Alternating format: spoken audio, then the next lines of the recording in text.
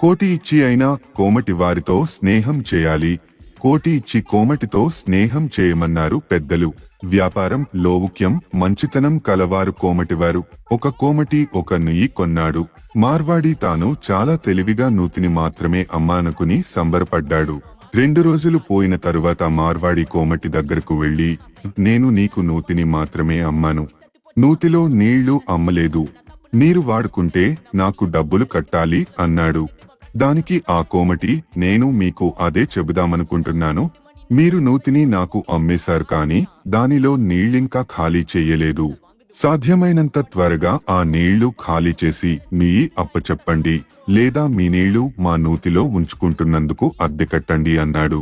దాంతో అంతవరకు తానే తెలివైనవాడిననుకున్న మార్వాడికి మూర్ఛ వచ్చినంత పనయింది. ఎవరితోనైనా పెట్టుకోవచ్చు, కోమటి వాళ్లతో పెట్టుకుంటే ఇలాగే ఉంటుంది.